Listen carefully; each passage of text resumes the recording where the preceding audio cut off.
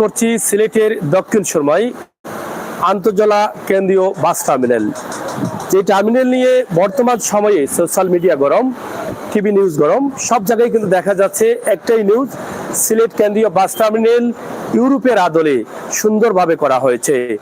আমরা তার একটি দৃশ্য আপনাদের কাছে দেওয়ার জন্য আমরা সরাসরি এসেছি সিলেটের দক্ষিণ সুরমা কেন্দ্রীয় বাস টার্মিনালে। আমরা উপর থেকে আপনাদেরকে দেখানোর চেষ্টা করব সিলেটের দক্ষিণ সুরমা বাস টার্মিনালের সকল দৃশ্য, তাছাড়া আশপাশ এলাকা।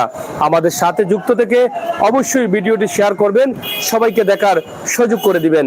বাস্তব নিয়ে কাজ করি, বাস্তবতা নিয়ে কাজ করি, সাথে আছি আমি আমির হোসেন সাগর। যারা এখনো আমাদের চ্যানেলটি সাবস্ক্রাইব করেন নাই, অবশ্যই সাবস্ক্রাইব করে আমাদেরকে সহযোগিতা করবেন। আসুন আমরা জেনে নেই এই আন্তজেলা কেন্দ্রীয় বাস টার্মিনাল বাংলাদেশের মধ্যে এত সুন্দর প্রথম এই টার্মিনালটি কেন করা হয়েছে। পবিত্র মাটি, আধ্যাত্মিক রাজধানী সিলেটে। এই সিলেটে শাহজালাল ইয়ামনি ঘুমিয়ে আছেন এবং সিলেট থেকেই কিন্তু আমাদের সবকিছুর যাত্রা শুরু হয়।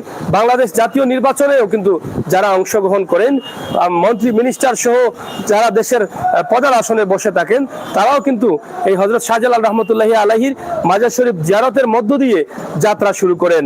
আমরা এটা ধরে নিতে পারি, এই যে বাংলাদেশের এত জেলা রেখেও কিন্তু সিলেট জেলায় এত সুন্দর একটি টার্মিনাল কেন করা হয়েছে, নিঃসন্দেহে এই অলির উসিলায়, এই পবিত্র মাটি থেকে যাত্রা শুরু করা হয়েছে। ইনশাআল্লাহ আগামীতে বাংলাদেশের আরো বিভিন্ন জেলার কেন্দ্রীয় বাস টার্মিনালগুলো এভাবে সুন্দর রূপ নিয়ে দাঁড়িয়ে থাকবে। আসুন আমরা আবার এক নজরে দেখে নেই। Thank you. সরাসরি সিলেটের দক্ষিণ সুরমায় অবস্থান করছি। আমরা কিছুক্ষণ আগে একটি ভিডিও দিয়েছিলাম, আপনাদেরকে দেখেছেন। নিচ থেকে উপরে আসলাম, উপর থেকে যাতে আমরা এখানে দাঁড়িয়ে পুরো একটি ভিডিও আপনাদেরকে দিতে পারি। একদিকে আপনারা জানবেন সিলেট কেন্দ্রীয় বাস টার্মিনাল কদমতলির অবস্থান, অন্যদিকে দেখতে পারবেন সিলেটের শহরের সৌন্দর্য। অনেক ভবন, বিল্ডিং, ইট পাক্কেলের দেয়ালের মধ্যেও কিন্তু উঁচু উঁচু ভবনের ভিতরে কিন্তু রয়েছে সিলেটের শহরের ভিতরে অনেক গাছপালা, যা সিলেটের পরিবেশকে সুন্দর করে রেখেছে। ইতিমধ্যে কেন্দ্রীয় বাস টার্মিনাল হওয়ার কারণে সিলেটকে অনেকেই বলছেন, এতদিন শুনেছি সিলেট দ্বিতীয় লন্ডন, এখন বাস্তবে রূপ নিয়েছে সিলেট দ্বিতীয় লন্ডন। বাস্তব প্রমাণ এই কেন্দ্রীয় বাস টার্মিনাল এত সুন্দরভাবে করা হয়েছে, যা দেখে অবাক হলেও এটাই বাস্তবতা। সিলেটের পবিত্র মাটিতে বাংলাদেশের 64টি জেলা রেখে এত সুন্দর করে একটি টার্মিনাল দেওয়া হয়েছে, সেই জন্য প্রশংসায় ভাসছেন বাংলাদেশ সরকারের মাননীয় প্রধানমন্ত্রী শেখ হাসিনা। পাশাপাশি যার উদ্যোগে হয়েছে সিলেট সিটি কর্পোরেশনের সফল উন্নয়নের রূপকার। সিলেটের সিটিকে আনাচে কানাচে যিনি উন্নয়নে ভরে দিচ্ছেন, সিলেট সিটি কর্পোরেশনের মেয়র জনাব আরিফুল হক চৌধুরী। তাদের সহযোগিতায় এবং বাংলাদেশ সরকারের অর্থায়নে এত সুন্দর একটি কেন্দ্রীয় বাস টার্মিনাল সিলেটবাসী তথা বাংলাদেশের মানুষ পেয়েছেন, যা ইতিমধ্যে বাংলাদেশের মানুষ স্বপ্ন দেখতে শুরু করেছেন। বাংলাদেশে আরো এগিয়ে যাবে, এভাবে অন্য অন্য বাস টার্মিনালগুলো সৌন্দর্য ফুটে উঠবে। প্রিয় দর্শক, বাহির দেখতে যতটা সুন্দর, তার চাইতে বেশি সুন্দর ভিতর। আমরা জানিয়ে দেই এখানে কি কি রয়েছে। 970টি আসন রয়েছে যাত্রীদের বসার জন্য, তাছাড়া রয়েছে আপাতত 6টি বাথরুম রয়েছে এবং রয়েছে নামাজের ব্যবস্থা, রয়েছে অজুর ব্যবস্থা এবং অনেক সুবিধা রয়েছে। এখানে 48টি কাউন্টার রয়েছে, যেখান থেকে আপনি সব ধরনের বাসের টিকিট আপনি এই কাউন্টারে পাবেন। এখানে সিএনজি থেকে নেমেই কিন্তু আপনি কাউন্টারে যেতে পারেন সরাসরি। এখানে দেখেন, আমরা আপনাদেরকে দেখানোর চেষ্টা করছি, এই লাইনেই কিন্তু প্রত্যেকটি কাউন্টার রয়েছে। তাই আগে যেভাবে মানুষ আসলে অনেকটা বিপদে পড়তেন, কাউন্টার খুঁজতে খুঁজতে সমস্যা হতো, জ্যাম থাকতো রাস্তাঘাটে, এখন আশা করা যাচ্ছে সেই জ্যাম আর নেই। একটি বিষয় দুঃখজনক হলো সত্য, এত টাকা ব্যয়ে যে টার্মিনালটি করা হয়েছে, অল্প বৃষ্টিতে সেই টার্মিনালের প্রধান গেটে রয়েছে পানি, যা অনেকেই মেনে নিতে কষ্ট হচ্ছে। সুদৃষ্টি কামনা করেছেন দায়িত্বশীলদের, পরবর্তীতে যখন বেশি বেশি বৃষ্টি হবে, যদি এই পানি পানি সংস্কারের কাজ, পানি এখান থেকে সরানোর কাজ না করা হয় তাহলে হয়তো বা বৃষ্টি হলে আরো বেশি পানি হবেই।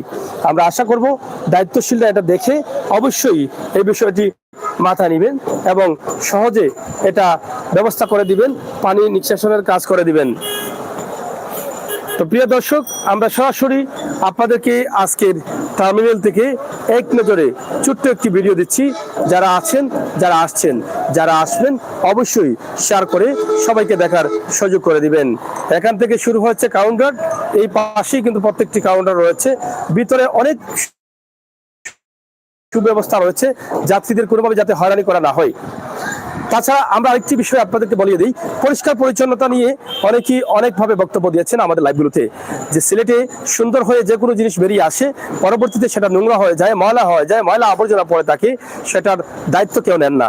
আমরা আশা করব ইতিমধ্যে বাস ট্রাভেলের দায়িত্বশীল যারা আছেন, যাদেরকে আমরা পেয়েছি, তাদের সাথে কথা বলেছি, তারাও আশ্বস্ত করেছেন এখানে ভিতরে যাতে কোনো ধরনের ময়লা পালানো না হয়, আবর্জনা পালানো না হয়, সেই ব্যবস্থা তারা গ্রহণ করবেন। আমরা মনে করি এটা গ্রহণ করা খুবই দরকার, খুবই জরুরি। আমরা যদি সুন্দর জিনিসকে সুন্দর করে রাখি তাহলে আমাদের এই সুন্দর জিনিসটা অনেক দিন সৌন্দর্য আমাদেরকে দিবে, সেটা আমরা বিশ্বাস করতে পারি। তাই আসুন আমরা সবাই মিলে চেষ্টা করি আমাদের সুন্দর জিনিসটাকে সুন্দরভাবে রাখার জন্য। প্রিয় দর্শক, সিলেটের ম্যাগাজিন টিভি থেকে আমাদের আজকের লাইভটি সরাসরি ইউটিউব চ্যানেলে এবং ফেসবুক পেজে আমরা দিয়েছি।